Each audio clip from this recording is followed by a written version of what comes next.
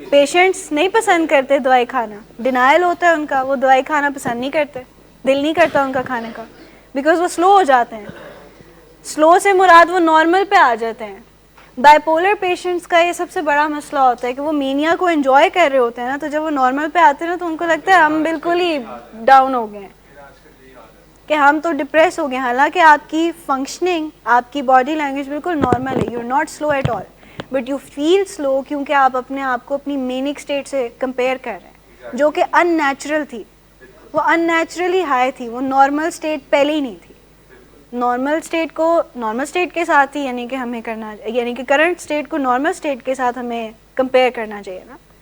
ہم کہہ رہے ہیں کہ اب نارمل اسٹیٹ کے ساتھ کمپیئر, تو وہ کمپیریزن تو بنتا نہیں.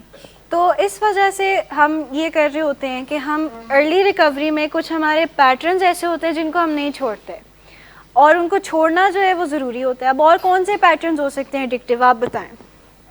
ایک تو ہو گیا کہ اوور ایٹنگ کر لینا, کھانا زیادہ کھا لینا, دوائیوں کا یہ قسم کا ابیوز کر دینا, اور اسکرین, ٹھیک ہے, اسکرین کا بے تحاشا استعمال کرنا.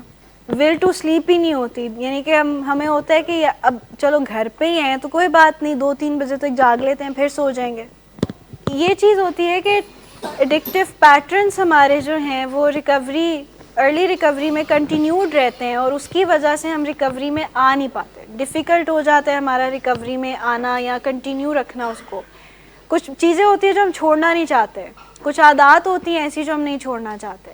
فون استعمال کرتے رہنا, ڈھیر سارا کھاتے رہنا, ٹائم پہ سونے کا دل نہیں کرنا, ایسی ہوا میں لڑنے کا دل بھی کرنا. یعنی کہ جس دن گھر میں کوئی ایسی چھوٹی موٹی بات پہ تھوڑا سا نہ ہونا تو ایسے لگتا ہے کہ کچھ کمی ہے.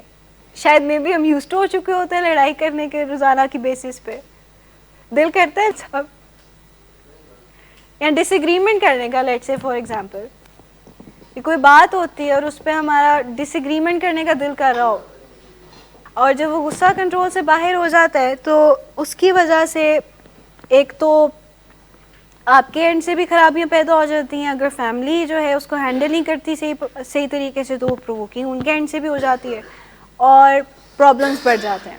تو یہ سوال میرا پیرنٹ سے بھی ایکچولی ہے, اور فیملی سے ایکچولی, کہ ان کے کیا کرنے والے کام ہیں اپنے بچے کی یا اپنے لوڈ ون کی ارلی ریکوری میں, ان کو کیا کیا کرنا چاہیے.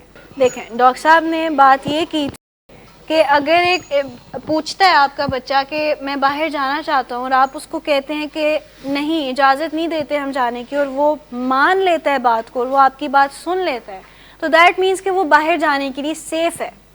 اگر وہ بچہ آگے سے لڑتا ہے اور وہ کہتا ہے کہ نہیں میں تو جانا ہے, تو دیٹ مینس وہ واقعی میں سیف نہیں ہے جانے کے